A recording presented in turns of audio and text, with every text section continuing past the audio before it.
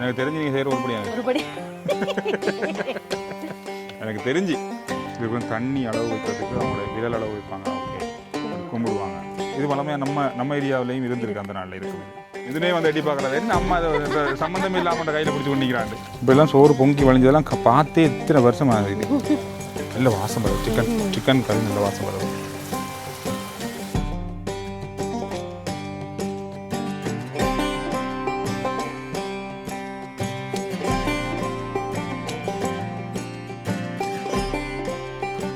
வணக்கம், எல்லாரும் எந்த அளவில் இருக்கீங்க? நல்லா இருக்கீங்களா? காலை வணக்கத்தோட சந்திக்கிறோம். காலை வணக்கம். நாங்கள் அழகான ஒரு கிராமத்துக்குள்ள வந்திருக்கோம். நேரம் 10 மணி, காலையில 10:35 நேரம். இப்போ ஒரு வயல்வெளி, ஒரு அழகான கிராமத்து வீடு. இந்த கிராமத்து வீடோட ஒரு அழகான கிராமத்து சமையலை தான் இந்த வீடியோல உங்களுக்கு காட்ட போறோம்.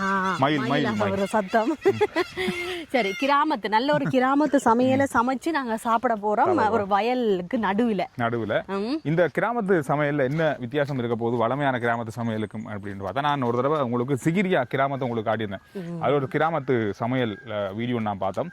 அதுல வந்து என்ன செய்வாங்கன்னா, நம்ம சிங்கள முறைப்படி சகோதர மக்களுடைய அந்த சாப்பாட்டு முறைமை இருக்கு, அது ஒரு வித்தியாசமா இருக்கும். அந்த முறையை அப்படியே கொண்டு வருவாங்க. அதே மாதிரி தான் இங்க எப்படி இருக்க போகுதுன்னு சொன்னா, இந்த முறையை கொஞ்சம் இந்த ஒரு 5 ஸ்டார் ஹோட்டல்ல இருக்கிற ஒரு செஃப் சொல்லுவாங்க, ஒரு சமையலாளர், அவர் வந்து செய்து காட்டுவார்.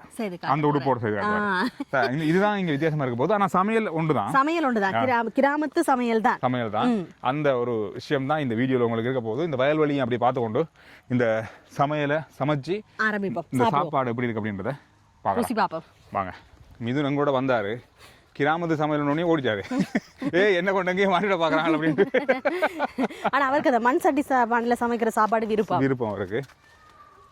Hi, good morning. ஓகே, ரெடியா இருக்கலாம். மிதுன் இருங்க. மிதுன் அண்டைக்கு செஞ்ச பானை இது எடுத்துட்டு போவோம் நாங்க போகல. சரி, அது எங்கட தான் அண்டைக்கு மிதுன் செஞ்ச அடுப்பு எரிக்கிறாங்க.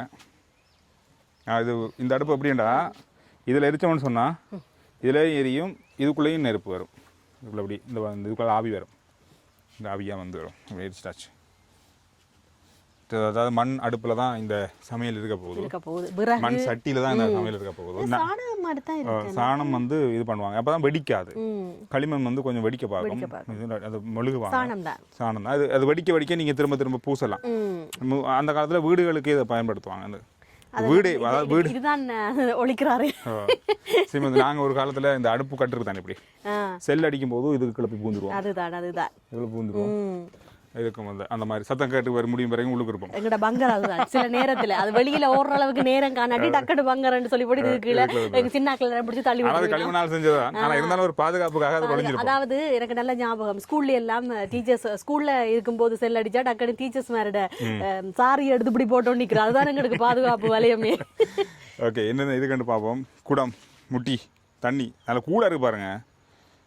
என்னென்ன சாம்பு வச்சுருக்காங்க, கருவேப்பிலை வச்சுருக்காங்க, அதோட ரம்பை இதை வெட்டி வச்சுருக்காங்க, ஏலக்காய், இது என்னது கருவாப்பட்டை, சீரகம், பச்சை மிளகாய் வெட்டி வச்சுருக்காங்க. இது கொருக்காப்புளி. இது நான் சொன்ன நம்ம பழப்புளி தான் பாய்ப்போம். அதாவது சிங்கள மக்கள் அதிகமாக அந்த கொருக்காப்புளி பாய்ப்பாங்க. கராம்பு, இது வந்து அதாவது என்ன சொல்கிறது, கட்டத்தூள், அதாவது காஞ்ச மிளகாய் அரைச்சிருக்கு. மஞ்சள், இது வந்து வெந்தயம், இது ஒரு மசாலாத்தூள், மிளகாத்தூள், உப்பு, இது வட்டி வச்சுருக்காங்க. என்ன உள்ளி வட்டி வச்சுருக்காங்க, சீனி, தண்ணி, வெங்காயம், இது சட்னிக்கு வச்சுருப்பாங்க. மாங்காய் சட்னி, அரிசி, வெள்ளை அரிசி இருக்குது, அன்னாசி, கறிமிளகாய் கட் பண்ணியிருக்காங்க, சோஸ் இருக்குது, தக்காளி, எலுமிச்சம் பழம், வெங்காயம், சிக்கன் இருக்குது. இது என்னது? இது வாழைக்காய் தண்டா? இல்ல வாழைக்காய் தண்டு இல்ல, தாமரைத்தண்டு, பருப்பு, அதோட வெண்டிக்காய், தேங்காய் பூ. பானை ஒவ்வொன்றுக்கும் அடுப்பு மாதிரி தான் வச்சிருக்காங்க. இங்க பாருங்க, பெரிய ஒரு மரக்கறி கூட அதுக்குள்ளே இருக்குதான்.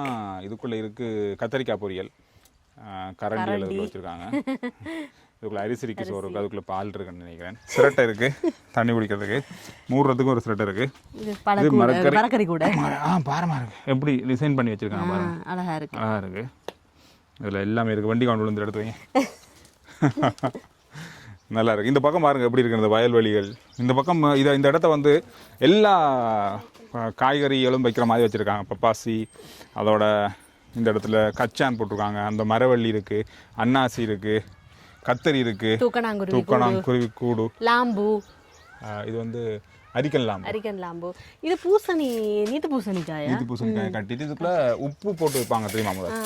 அந்த உப்பு வந்து தண்ணி கசியாம இருக்கும். வேற இன்னும் நிறைய போட்டு வச்சிருப்பாங்க அதுக்குள்ள. இந்த இருக்கு புட்டுக்குழல் இருக்கு, இடியப்பத்தட்டு, இந்த பெட்ரோல் மேக்ஸ் அதுல முருங்கைக்காயை கட்டி இருக்கு, போட்டிங்கன்னா முளைக்கும். இது என்ன இது ஒரு கிலோ தான், என்னன்னு தெரியல, பயன்படுத்துவாங்களாம். நல்ல நிறைய பப்பாசி மரம் சின்னதாகவே காய்ச்சிருக்கு, கொத்து கொத்தாக காய்ச்சிருக்கு. நிறைய சோளம் போயிருக்காங்க. இது நல்லா இருக்குது இந்த ஏரியாவை பார்க்குறதுக்கு. என்னதான் வெயிலாக இருந்தாலும் பாருங்க, இந்த ஓலைக்கு அவ்வளோ கூலாக இருக்குது, குழுன்னு இருக்குது. சமையல் ஆரம்பிக்க போகிறாங்க. கிடுகால வேஞ்சது, ஓலை கிடுகுன்னு சொல்லுவோம் நாம். அரிசியை வந்து கழுவி எடுப்பாங்க, 2 தரம் கழுவுவாங்க. நாமளும் 2 தரம் 3 தரம் கழுவுவோம். அந்த அரிசியின் தூசியை பொறுத்து சில நேரத்தில் கல் ஏதாவது இருந்தால் அரிச்செடுப்போம். இது தண்ணி அளவு வைக்கிறதுக்கு அவங்களோட விரல் அளவு வைப்பாங்க. ஓகே, இது 1.5 இன்ச்சு, நாம் சும்மா சொல்ல போனால் 1.5 இன்ச்சில் அந்த தண்ணி இந்த அளவு வைக்கிறது. மண்பானைக்கு மற்றது அலுமினியம் பானைக்குன்னு சொல்லி அளவு வித்தியாசப்படும் நினைக்கிறேன். ஆனால் நம்ம ரைஸ் குக்கரில் போடும்போது அப்படிலாம் அளவு பெரிய அளவாக பார்க்க மாட்டாங்க. பாருங்கள், பொதுவாக அந்த அடுப்பில் வச்சுட்டு கும்பிடுவாங்க. இது வளமையாக நம்ம ஏரியாவிலையும் இருந்திருக்கு, அந்த நாளில் இருக்கும். இது இப்போவும் செய்கிறாங்க. இருக்காங்க. சிக்கன் கறி செய்ய போகிறாங்க. சட்டியை சூடாக்கிட்டு இப்படி வாசம் வருது சட்டி. இது வந்து தேங்காய் எண்ணெய். இது வந்து என்ன செய்கிறாங்கன்னா, தேங்காயை நம்ம பாலாக புளிஞ்சு அவங்களே இந்த தேங்காய் எண்ணெயை அப்படியே என்ன சொல்கிறது காய்ச்சி எடுக்கிறது. இப்போ நம்ம ஊரில் செய்கிறாங்க, அது கடையில் வாங்காமல். அந்த வாசம் வித்தியாசம் இருக்குங்க. பாருங்கள், தேங்காய் எண்ணெயின் அந்த கலரும் வித்தியாசம் இருக்கும், வாசம் வித்தியாசம் இருக்கும். எதுவுமே போட மாட்டாங்க தானே, அப்படியே தேங்காயை அப்படி உருக்கி எடுக்கிறது.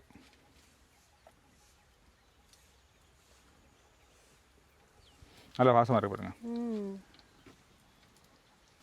பாருங்க. பார்த்தீங்கன்னா தான் பழகலாம். அதான் பார்க்குறேன். இப்போயாவது இனியுமாவது இல்லை, நான் வந்து சமைப்பேன்.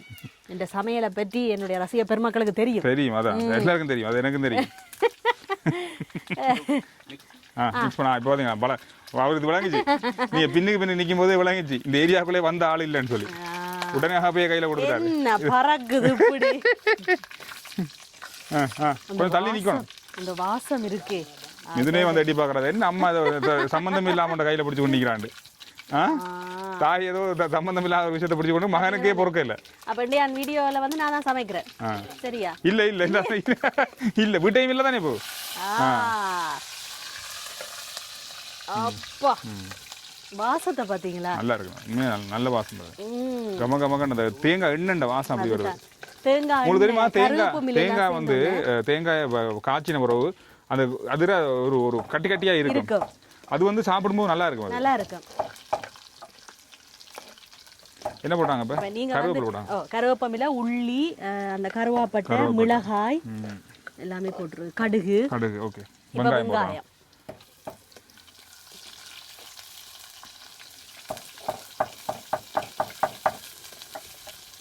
பாத்தீங்களா? அதாவது வீடியோ பார்த்து கொண்டிருக்கிறார்கள் வந்து தவற விடுற ஒரே விஷயம் இந்த வாசனை தான். இந்த வாசனையை முதல்ல கொண்டு வந்துடணும் கறிக்கு. அதுக்கு பிறகுதான் அந்த கறியின் அந்த சுவையே இருக்கு. இப்போ மசாலா தூள் போடுறாங்க.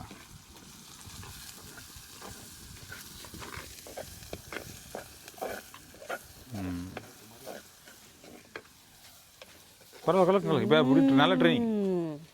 உண்மையா நல்ல விஷயம், வந்து செய்த உருப்படியான விஷயம். எனக்கு தெரிஞ்சு நீங்க செய்யற உருப்படியான விஷயம். எனக்கு தெரிஞ்சு மஞ்சள் தூள், கறித்தூளும் போட்டிருக்கு, அதாவது கொச்சிக்கா தூளும் போட்டிருக்கு, இப்பெல்லாம் இப்போ இப்போ இருக்கவங்கலாம் நிறைய பேர் கிச்சனுக்கு போகிறதே ஒரு இது போகிற மாதிரி தான், டிப் போகிற மாதிரி தான். இது வந்து ஏலக்காய், கருவா, கராம்பு எல்லாம் போட்டு வாசம். கருவா முதல்ல போட்டாங்க நினைக்கிறேன். கருவா முதலே போட்டாச்சு. இது ஏலக்காய் கொஞ்சம் தூளாக்கி போட்டு. ஆமா, இந்த வாசனை எனக்கு இப்போவே பசிக்குது. சரி, சிக்கன் போடுறாங்க. சிக்கன் சிக்கனை கொட்டுங்கள் கொட்டுங்கள் கொட்டுங்கள் கொட்டுங்கள். ஏற்கனவே மிளகுத்தூள் போட்டு அவங்க பிரட்டி வச்சிருக்காங்க.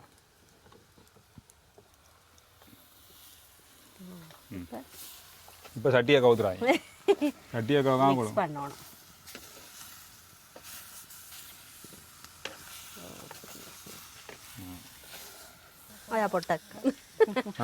அதாவது என்ன சொல்றது, அந்த பிரட்டுறது வந்து அவங்களோட கையால செய்யக்குள்ளதான் இன்னும் நல்லா இருக்கு. கையால அப்பதான் நீ பிரட்ட தெரியும் என்றாலும் இல்ல, அது எனக்கு தெரிஞ்சாலும் அவங்க வந்து செய்யக்குள்ள அதுல இன்னும் ஒரு படி என்னதான். இப்ப அம்மாக்கள் மாதிரி எங்களால சமைக்க முடியாதானே, அந்த மாதிரி தான். இப்ப உங்களோட மகன் என்ன சொல்லுவான், அம்மாக்கள் மாதிரி எங்களால் சமைக்க முடியும், அம்மா சமைச்சா தானே அப்படியே சொல்லும். வளர்ந்ததுக்கு என் பிள்ளை வளர்ந்ததுக்கு அப்புறம் சொல்லும் என்னதான் அப்படித்தான். அப்படி சொல்றதுக்கு என்ன இருக்கு, மிதுன ஏங்கிவே பாக்குறாரு. கொஞ்சம் தண்ணி கொஞ்சம் ஊற்றணும். ஓகே, தண்ணி ஊற்றுனீங்க தான் கொஞ்சம் அந்த அவியும் இல்ல, இறைச்சி எப்படியுமே தண்ணி கொஞ்சம் இருக்கும், ஆனாலும் இன்னும் கொஞ்சம் தண்ணி ஊற்றணும். தெரியாது அவங்களுக்கு அது. சரி. ஓகே, நல்லா நெருப்பு சும்மா அவ்வளவு வேகமா உளுந்து விட்டு எரியுது, சோறு பொங்குது.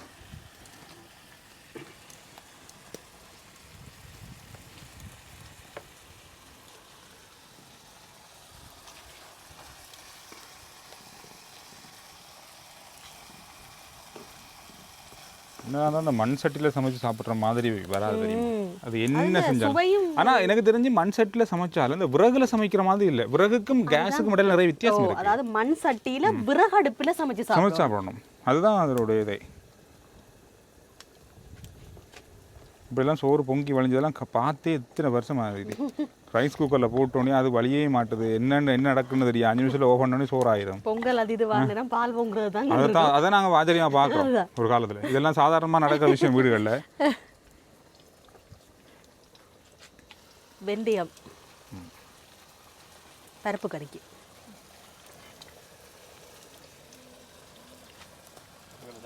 நல்ல வாசம் வருது. சிக்கன் கறி நல்ல வாசம் வருது.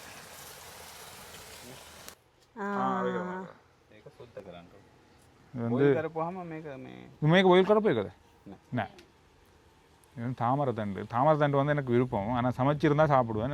இது சமைக்க தெரியாது நமக்கு.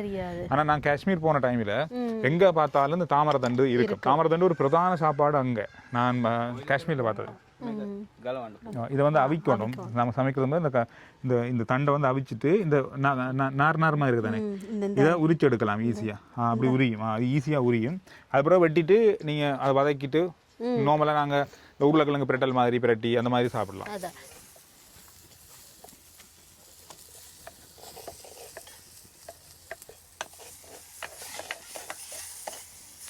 பால், தேங்காய் பால், அது முதல் பால் போடுறோம். வெண்டிக்காய் கறி கொஞ்சம் பால் நல்லா இருக்கும், பால் கறி மாதிரி தான் இருந்தால் தான் நல்லா இருக்கும்.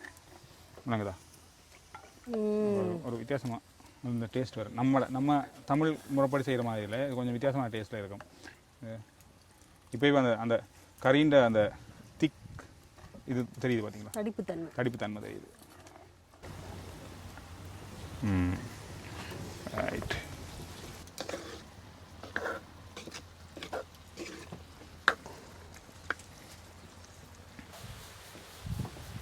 நல்ல காற்று குள்ளுன்றது.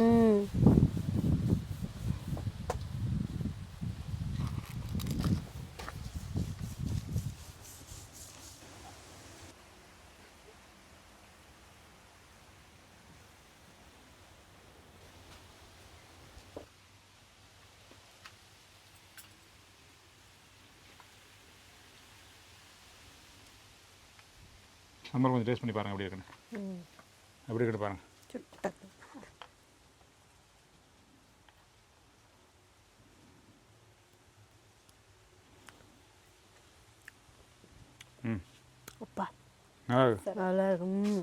நல்ல உரைப்பா இருக்கா? நல்ல உரைப்பு, புளிப்பு, உப்பு. சமையல் முடிஞ்சு சாப்பாட்டுக்கான தட்டு எப்படி இருக்கு பாருங்க. இது பொதுவாக வந்து சில கடைகளில் இப்போ இருக்கு, வீடுகளில் அந்த நாளில் இப்படி தான் செய்வாங்க.